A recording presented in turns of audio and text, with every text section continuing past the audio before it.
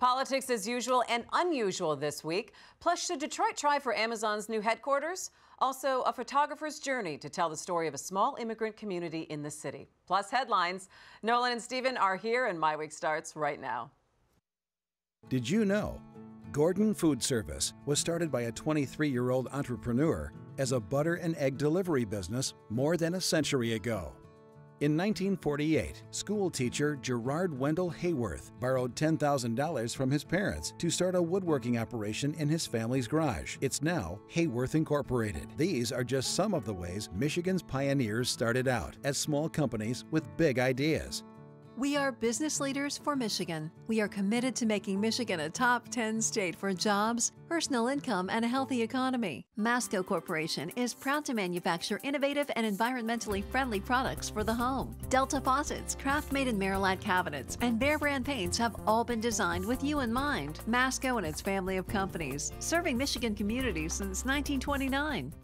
Funding for this program is provided by Delta Airlines. Keep climbing.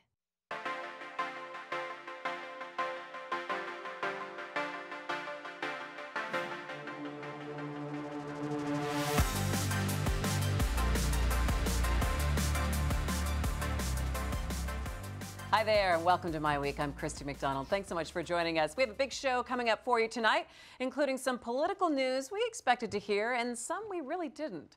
Plus, competing with every other city in the country for Amazon's new headquarters. Is it worth it? And a closer look at one photographer's journey to show the struggles and beauty of a small immigrant community. That plus headlines is all coming up for you on MiWeek. But we are starting first with some politics, an announcement that we knew was coming and one that we really didn't know was coming. Bill Schuette's running for governor, no surprise, and Congressman Dave Trott of the 11th District deciding to retire. Let's bring in Nolan Finley of the Detroit News and Stephen Henderson of the Detroit Free Press. Hey guys, so some political news that some we knew about. We talked about it even here last week. So he just made it official. But I want to start off. 14 months out now. Yeah, I know. We'll get to that in just a minute. I want to start off with the one that we really weren't expecting. I'm going to start with you, Nolan, first, because you wrote a column about this. Dave Trott deciding to retire. Where do you think that came from? Well, I think it comes out of a frustration with the process. Here's a guy who spent his whole life building a business, was a CEO. When he said, let's do something, it got done. And when he went down to Washington, I said, Dave, I don't think you're going to be all that happy joining this dysfunctional committee that can never get anything done. And you know, you're not going to be always working with people who share your goals or with the brightest lights in the world. And I think he got frustrated with the process. He says it's family. You know, I believe that there are some family considerations there, but you're seeing a lot of moderate Republicans now leaving Congress.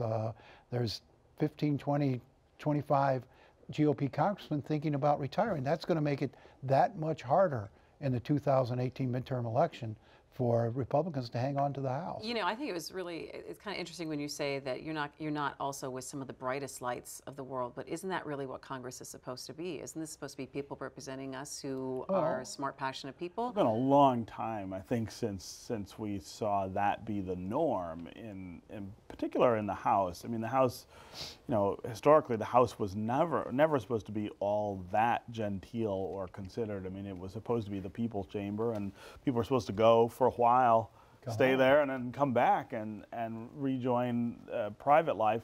But we've seen this sort of dumbing down of Congress more through the Senate, I think, than in the House. I mean, the Senate was supposed to be the sort of more intellectual body and more deliberative body. You've seen much more bare-knuckled politics there, and the changing of rules that were supposed to preserve that civility.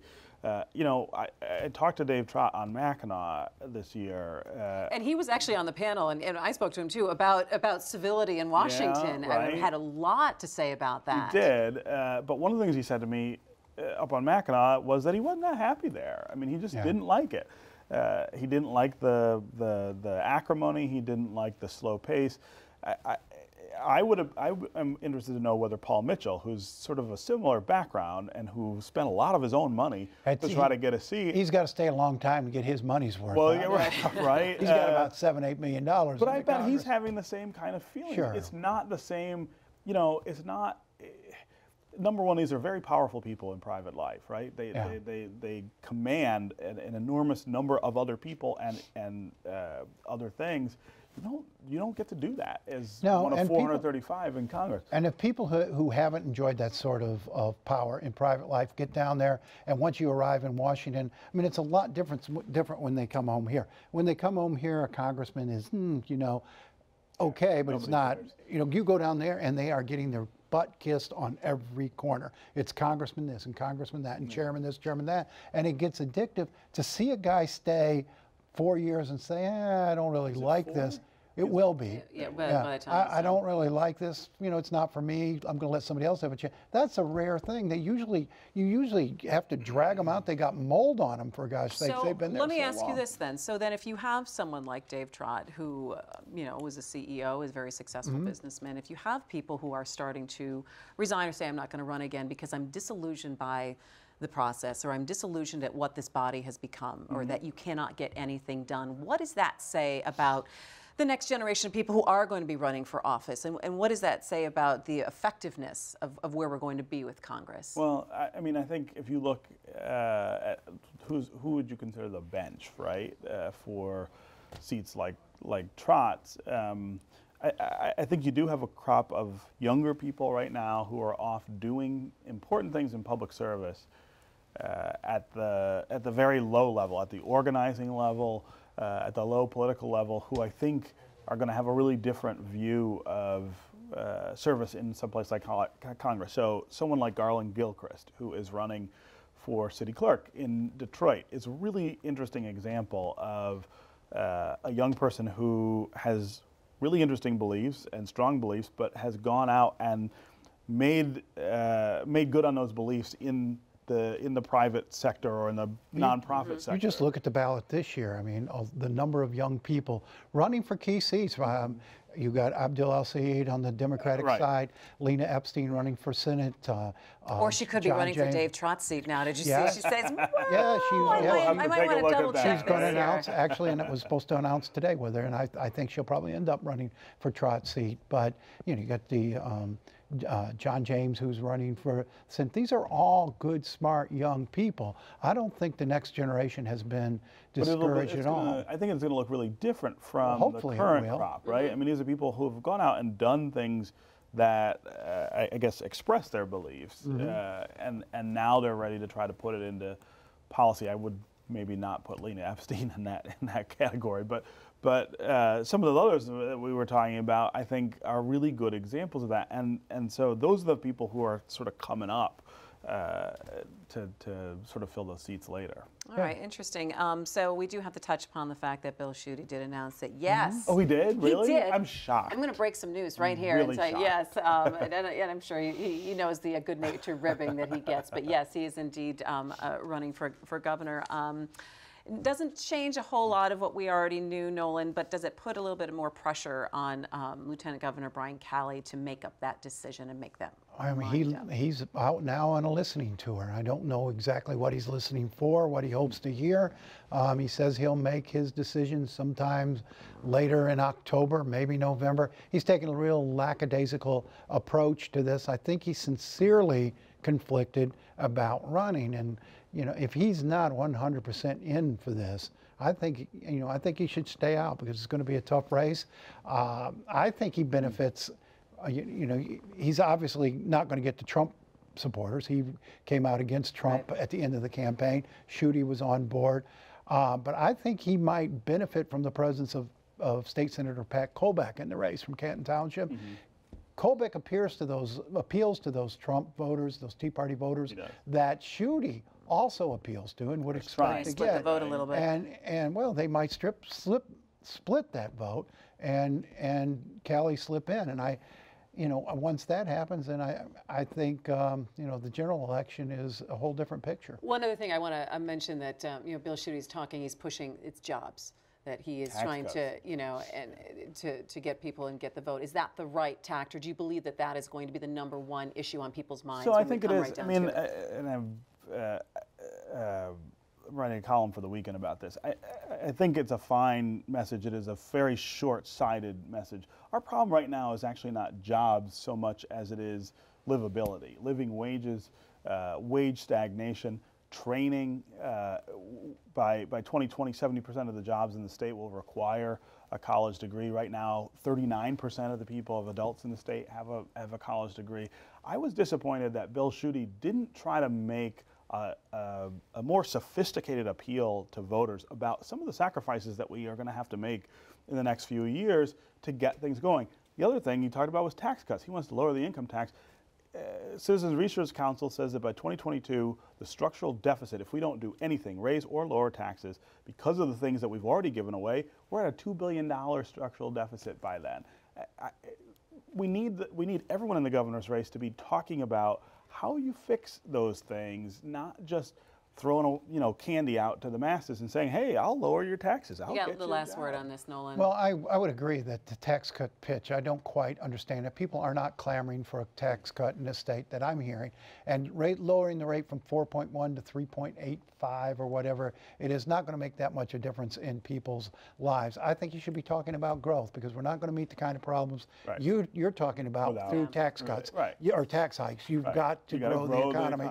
And, Brooks Patterson said to me this week that, we're cannibalizing this region by shifting people from one county to downtown, from downtown to other places. We need to grow everything to make this state stronger. And Bill Schuette is the kind of person, because he's been around for 30 years, he has a lot of gravitas. He could be selling that and people would buy it. I was really surprised that he came out with such a sort of pandering, weak As you said, we've got 14 months to go, and time for maybe a little bit of nuance. We'll see.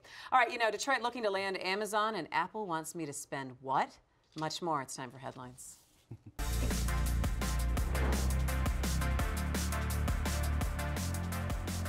All right, a lot of news out there this week, but I want to start with this one headline that I saw, and it said, a memo to civic leaders, don't sell out your cities for Amazon's new headquarters. And that was a headline in the LA Times, which gets us to talking about and thinking about Detroit's concerted effort to try to land that Amazon headquarters, which would be, 50,000 jobs, $5 billion investment.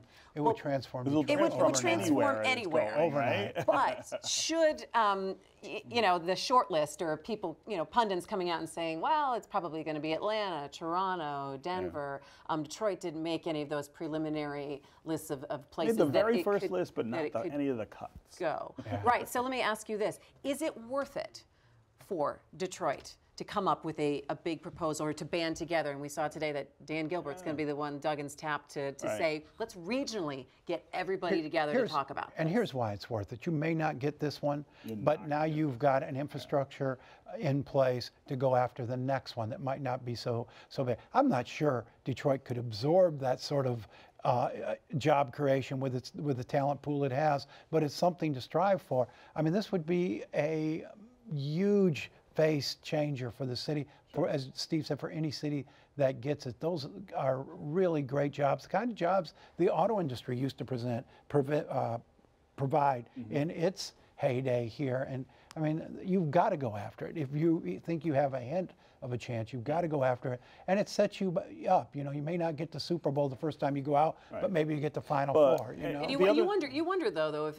Amazon, they put out these different parameters for what a city should have, and you wonder if you're really going to have transit all set up around the vacant land area that they want the scope of it to be able to do. Yeah, maybe not. So I think for our region, one of the smart plays might have been to say, okay, maybe Detroit doesn't have all these things that you want, but if you make it a Detroit-Ann Arbor pitch and put it somewhere between the two, we'd probably look a little regional cooperation. And we probably look a little better. We probably come out a little better because of the strong, job growth and educational attainment levels. City that would. I mean, Ann Arbor is doing really well. They already got Google has an office there already. The other thing, though, I think that would come from this exercise, I hope, is a real sort of sober self-assessment of the things that we're not doing right and that we're not investing in, as a way to say, well, here's why we didn't get Amazon. And so for the next pitch, let's make sure we have a couple more of these things in place. That 39% college graduation rate among adults in the state, gets lower when you talk about Detroit or Yeah. or other urban centers. We got to move those numbers up. Although a company like this, a project like this, would draw a lot of talent in from other states. Of course but it you would. do. I mean, you do have to have a pool of ready workers for when these companies. They want that. And I think that's been the governor's focus. I think what we're pushing for.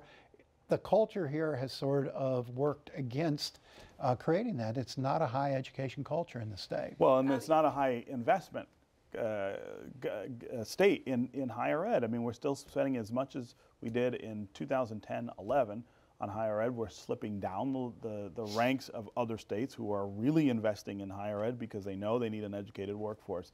But, Yeah, but that's I mean, a harder sell. we still here have than some it is other great places. universities, and we still have people saying, "Yeah, I'm not so sure about college." Does it also bring in, though, the conversation about incentives? In this article that I read in the LA Times, it's like, look, this is Amazon, this is like Foxconn. They're just trying to get the maximum amount of incentive from a state and looking for someone like Wisconsin to give away everything in the world. $3 billion? Yeah, to So land. What are we capable of doing? I Absolutely. don't think we're capable of putting together a $3 billion package.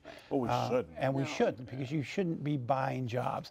You should be able to sell yourself on these projects by the attractiveness of your state and your community. All right, what did you see, Stephen? You and Nolan were talking about, well, we both had the same headline, you said. We did.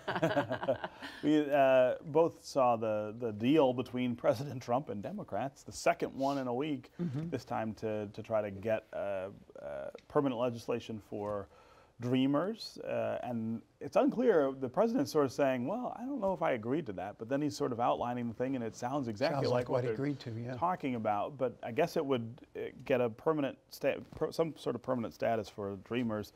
But the question is about his wall, whether that would be sacrificed in the deal. Listen to what he said about the wall in his tweet, and it's very nuanced. He's not talking now about that 50-foot barrier. He's talking about expanding and reinforcing existing structures and that. But there will be a wall. But the wall may not look like a wall. You know, my big question here is, who kidnapped the real Donald Trump, and what is it going to cost You've got us a conspiracy to keep him? theory about Because what's happening. I think the stand-in Donald Trump, the body double, is a whole different character. You saw now twice over the last 2 weeks him sitting down with Chuck Schumer and Nancy Pelosi, who he's absolutely vilified since January, and coming away with deals on tough issues that have bedeviled past presidents and past Congresses, and you have now no tweets of any sort of offensiveness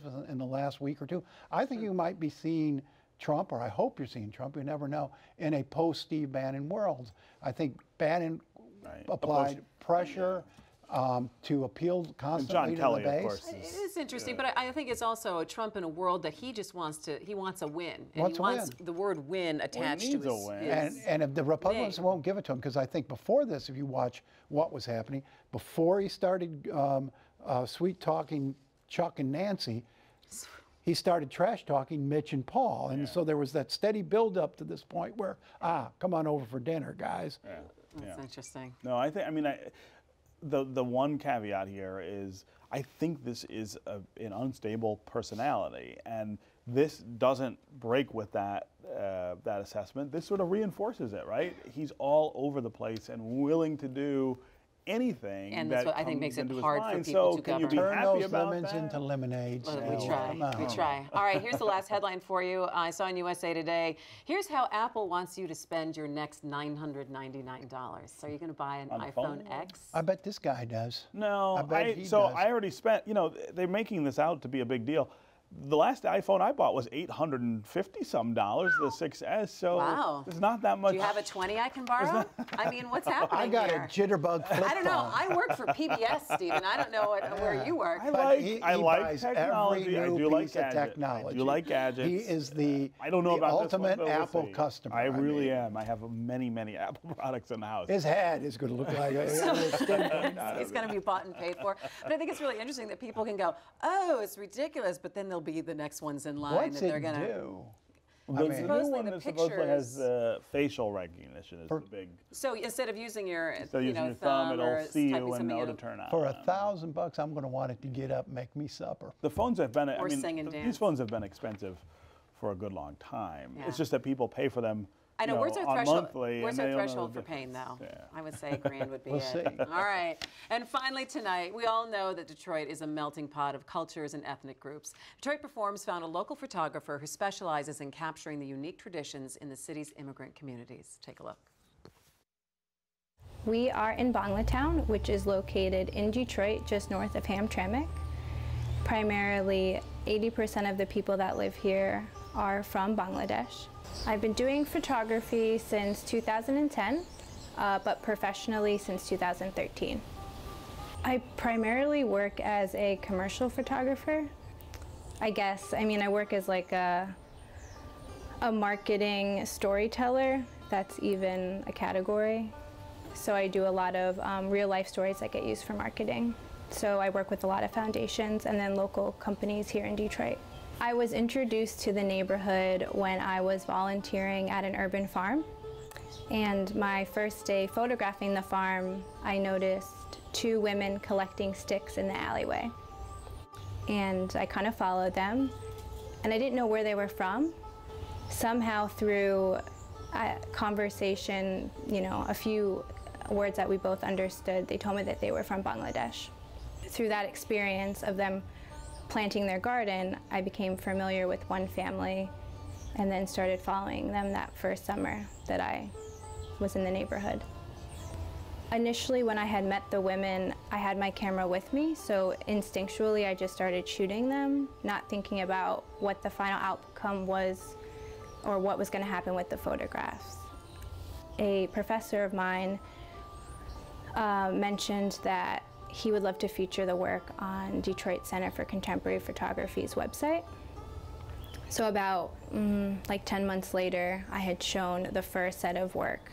Through that, I've continued to photograph the community and learn about more of the families because I started a women's center in the neighborhood for the women and children.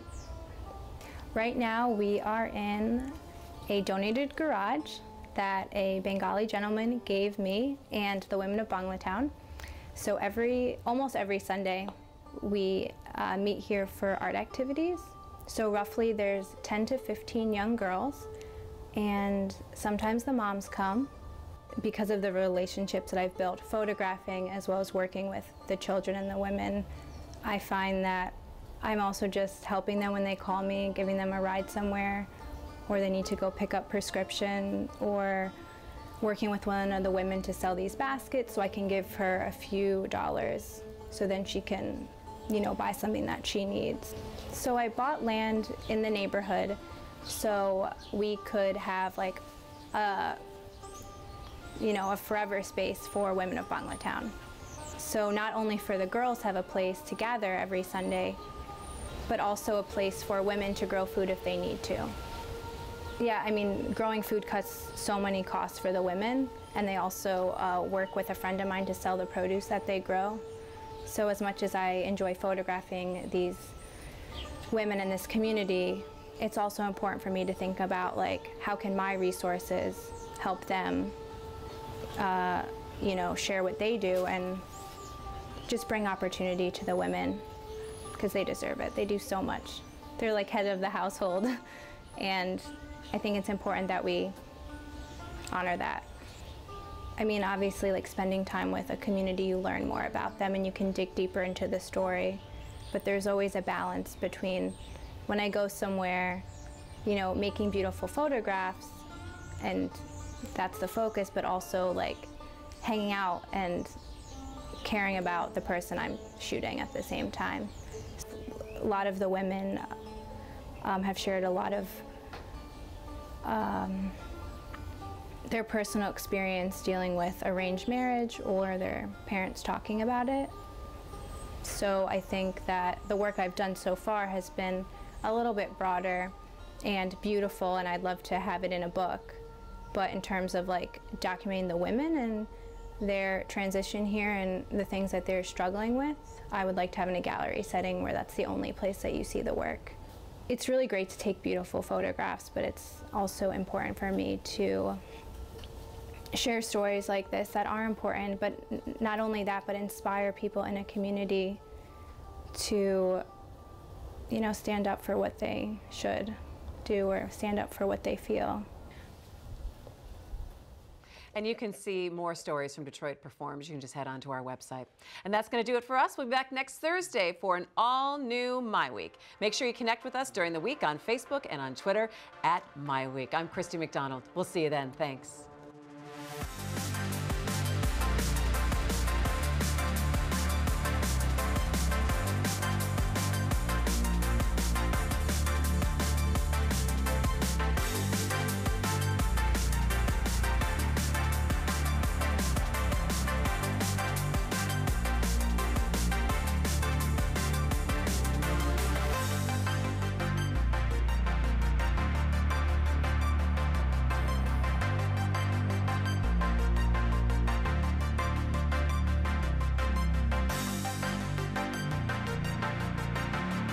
Did you know Roush Enterprises was selected by Google to assemble a test fleet of 100 prototype self-driving cars in 2015? It also produced the new Domino's delivery cars. And speaking of Domino's, Domino's sells well over 2 million pizzas per day around the world, and half of their sales are digital. These are just some of the ways Michigan's pioneers started out as small companies with big ideas. We are business leaders for Michigan. We are committed to making Michigan a top 10 state for jobs, personal income, and a healthy economy. Masco Corporation is proud to manufacture innovative and environmentally friendly products for the home. Delta faucets, Craft-made in Merillat cabinets, and Behr brand paints have all been designed with you in mind. Masco and its family of companies, serving Michigan communities since 1929. Funding for this program is provided by Delta Airlines. Keep climbing.